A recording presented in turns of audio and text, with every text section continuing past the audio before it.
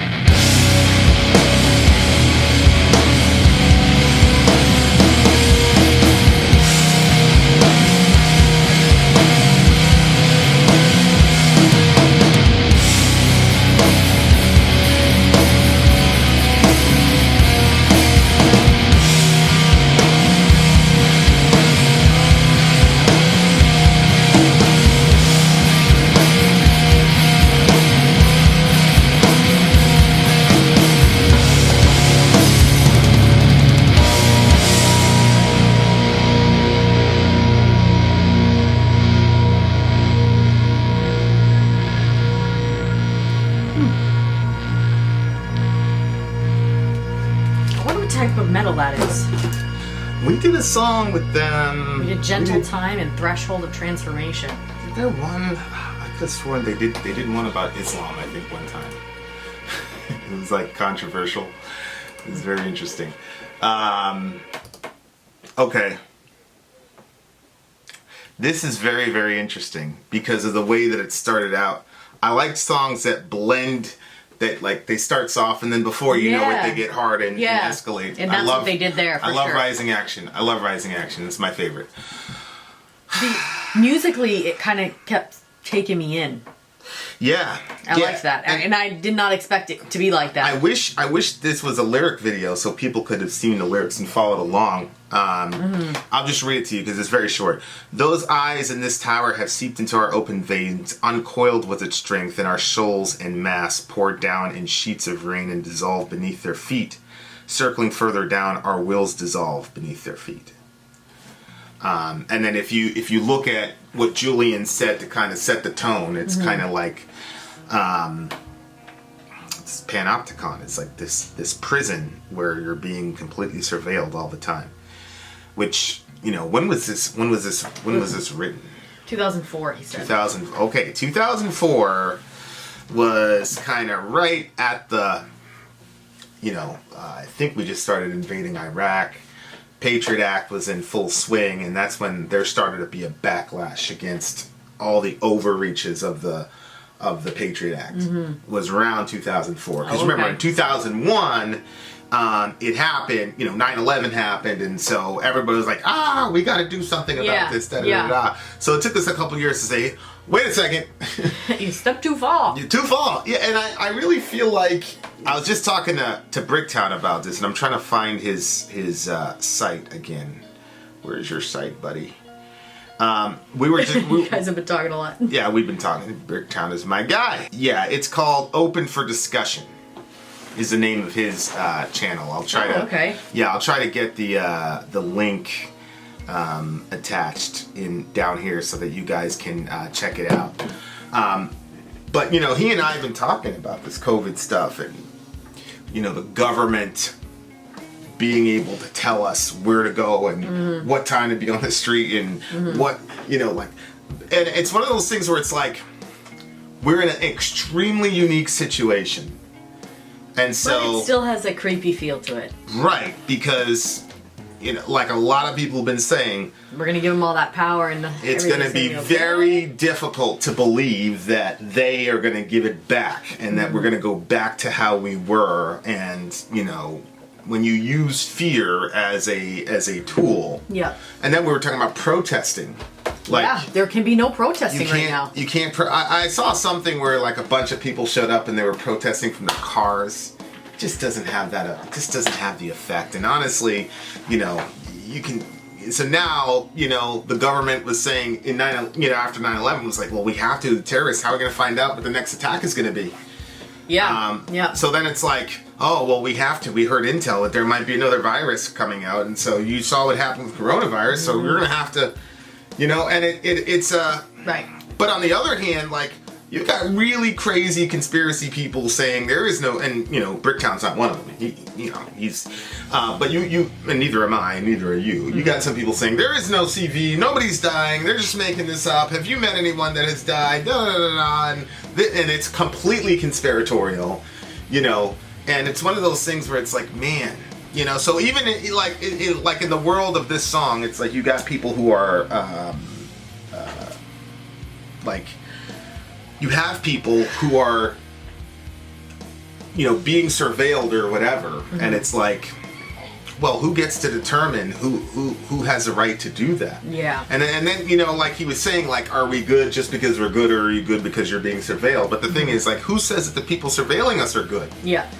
That's the problem. Oh, I know. You know what I mean? Like, I know it creates quite a thing. You know, the whole concept. I always think it's weird when people say something's not real when they have no medical background. And if you're saying it's not real, right, and it is real, then you're leading people down a path Correct. That's going to make this thing worse. That's the other side of it. It's the whole Dunning-Kruger syndrome, which basically means because people have Google, they now believe that they're experts.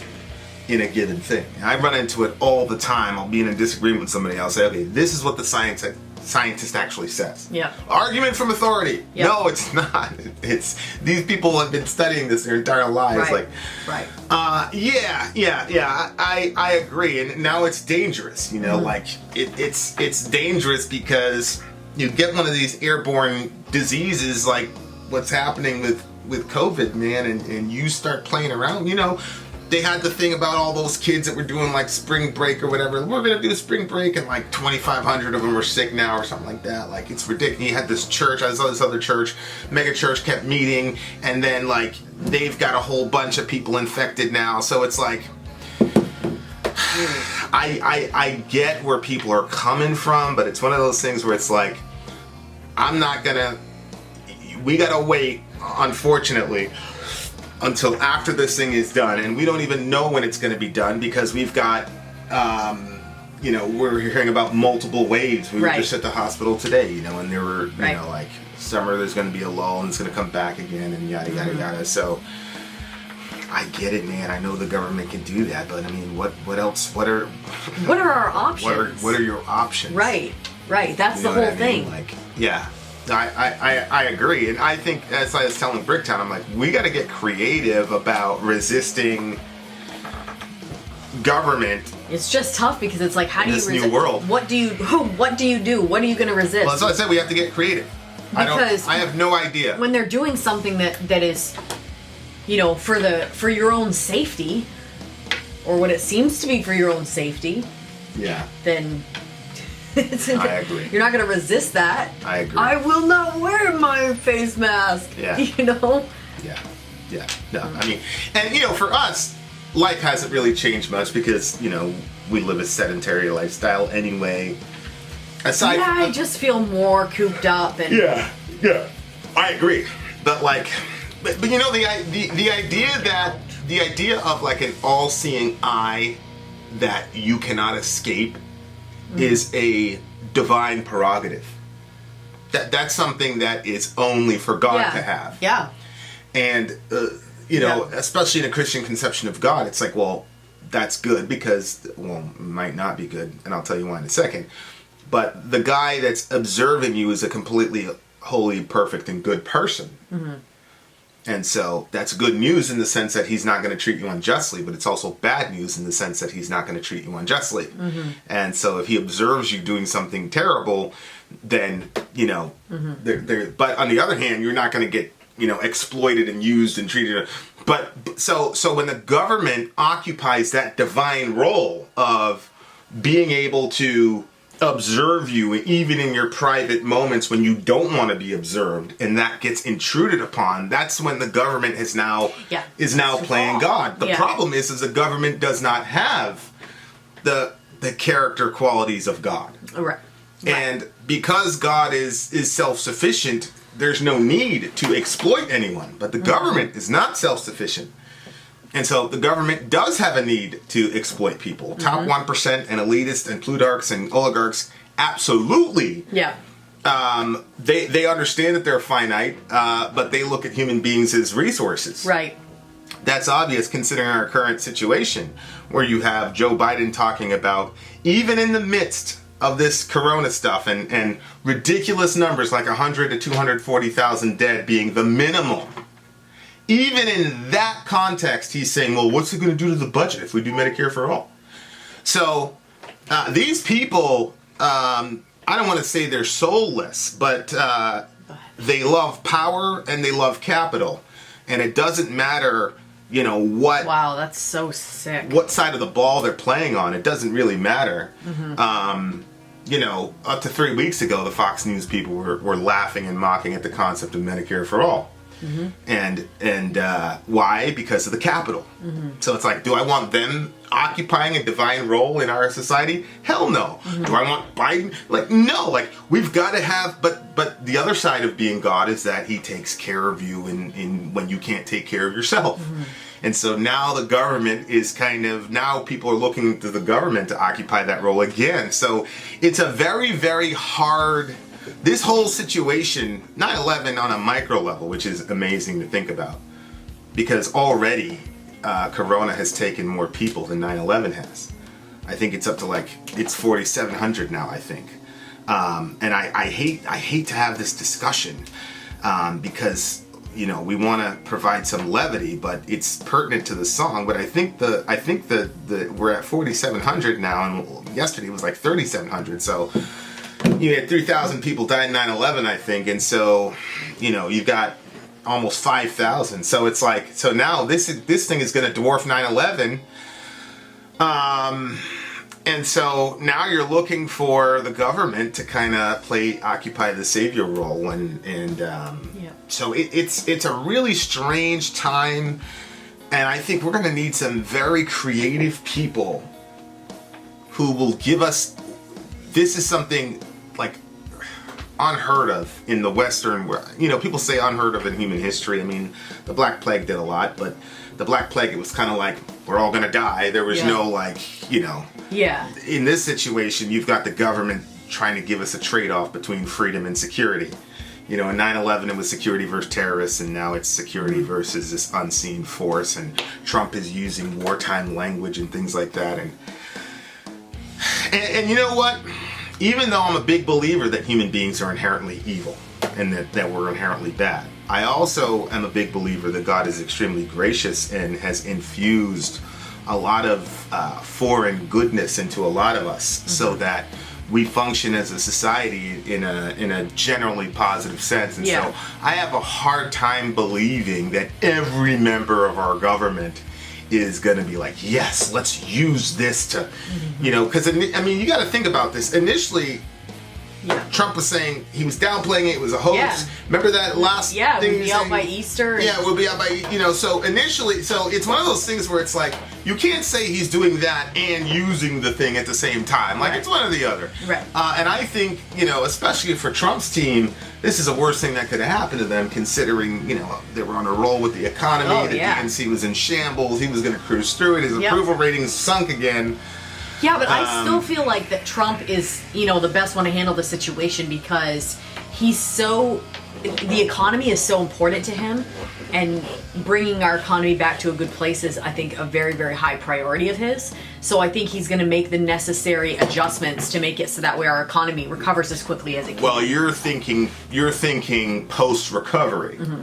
I'm not there yet. Oh. I'm not there yet because you've got. I was reading a thing of the war between epidemiologists. I don't know if I'm saying that correct. Epidemiologists, with people who focus on epidemic, versus economists, and the war that's happening between those two groups of people.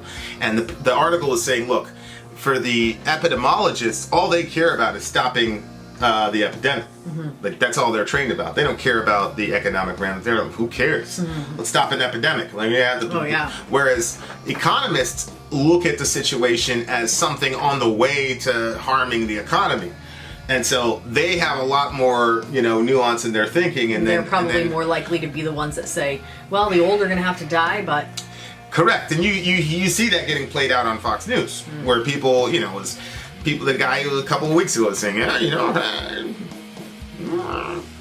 So the right wing in a country is not really, they're trying to downplay this thing.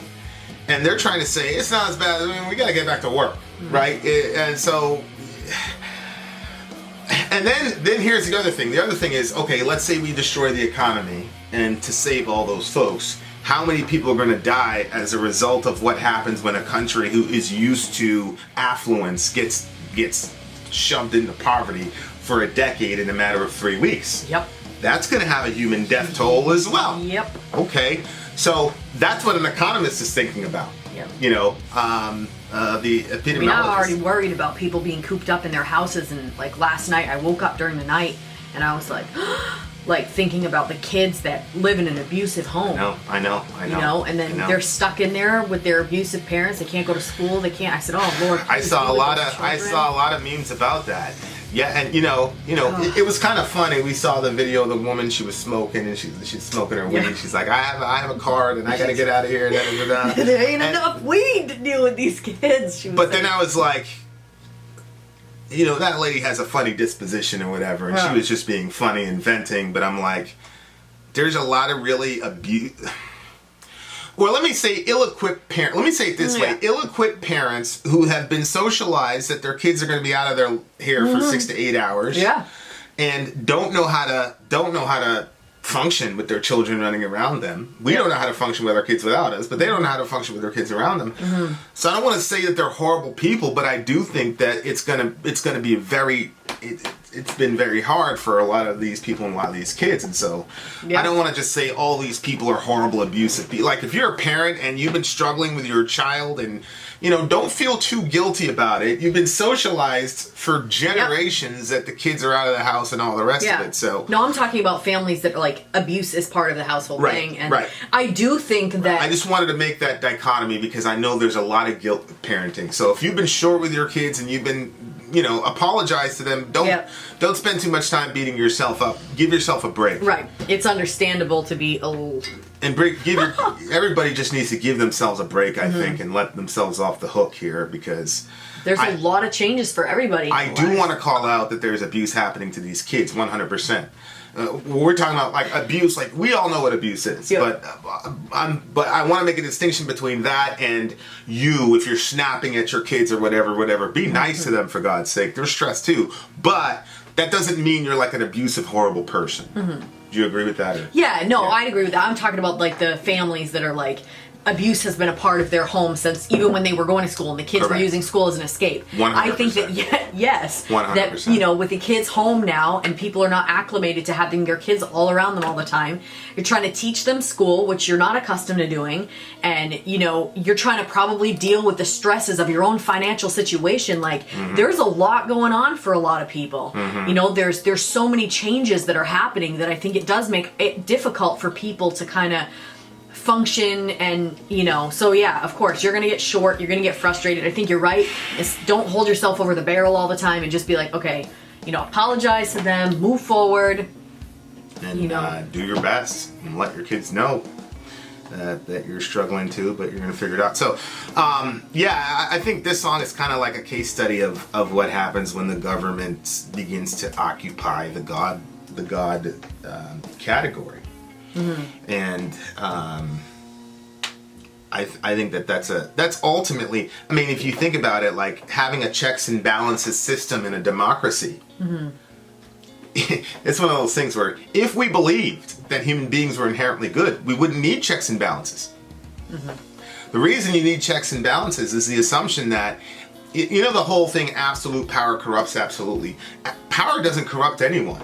What power does is it takes away the barriers from a person who would otherwise have to not express their sinfulness because they don't have the power to do so. Right. They would need to use their influence. Correct. But the more capital you have and the more powerful you are, the less there are roadblocks in you expressing your sinful nature. So power doesn't corrupt anybody. Mm-hmm. Power exposes where a person actually is. Right. So you get a guy like if you look at a guy like Bernie Sanders, it's obvious. Like Bernie doesn't know what to do. That's his problem, is that Bernie is graced with a lot of gentleness in his heart, right? So he doesn't, except when it comes to babies, but he doesn't.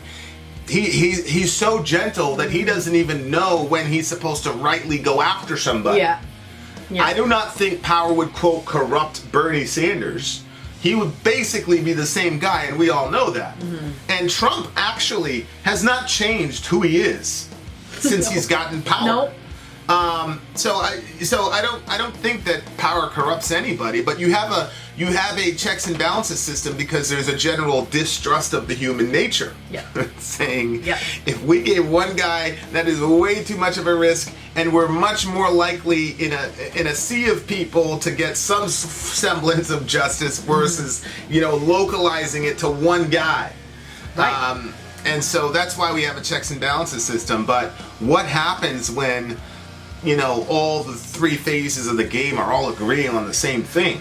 That's the problem. Like when I watch a State of the Union thing, and like everybody was clapping for Venezuela for the whole the coup that they're trying to initiate in Venezuela, which is a completely different other subject.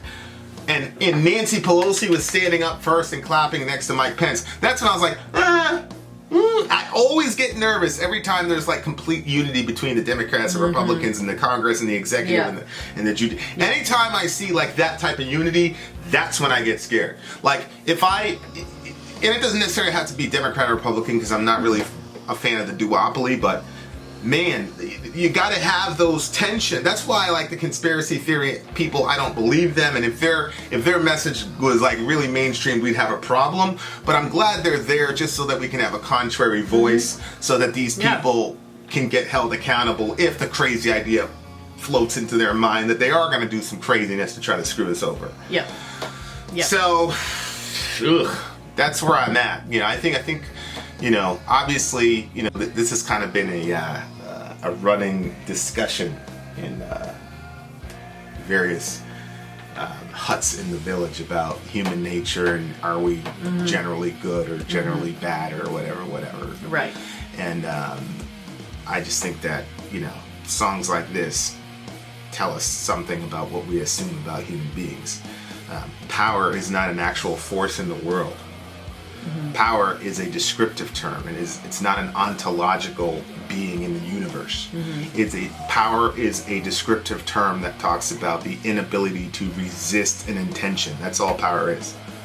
I have power over you if you're unable to resist what my intention for you is. That's power. And so it's not an ontological thing. So when people say power corrupts, it's like that's a category error. Like power doesn't do anything. Power describes the state of a person's influence. And so, and so I'm looking at this thing right now. CNN Acosta presses Trump, who dropped the ball. And I know a lot of Trump fans don't like that type of an exchange. But this is what the media is supposed to do. I don't care if Jim Acosta is biased against Trump. Obviously, I don't care. Yeah, the question is still important. Because then Trump, you know, when they do the review and say, we got to answer that question better, that's going to force him to make sure that his eye is on the line and that he's not going to drop the ball. Yep. And I think that was one of the issues with the Obama administration, was he could do all these crazy things to people and nobody could question him because his side wasn't going to go after him. And if you're a Republican, it's because you're racist. So anyway, that's where I'm at. We've been rambling. I really tried to get you guys away from politics and heaviness, and so I don't know. We'll have to do some Weird Al or something to make it up for these beautiful people. And the Quarantine Chronicles aren't very fun either. It's basically a zombie thing having to do with the virus. So we apologize in advance. I feel bad for people, but anyway, try to give you an escape. But I don't know. Maybe I'll do a stand-up comedy routine too, and put that up on Patreon. Could you? I mean, I have no idea. I'll try anything at this point to help these people. All right. There you go, you beautiful people. Been out. Did you rate the song? Oh, or are you gonna? I didn't rate the song. What do you give it? Okay, so musically I liked it. Probably 8.6. All right, I'll give it an 8.8. 8.8. I would have liked to have seen more lyrics and seen where things are going, but I'm assuming that the album's like a concept album, so it's probably one of those things that bleed into each other and create an entire mosaic. But there you are! Vin out! Sorry, out. Gone! You're right, I forgot to do the rating. Good Lord.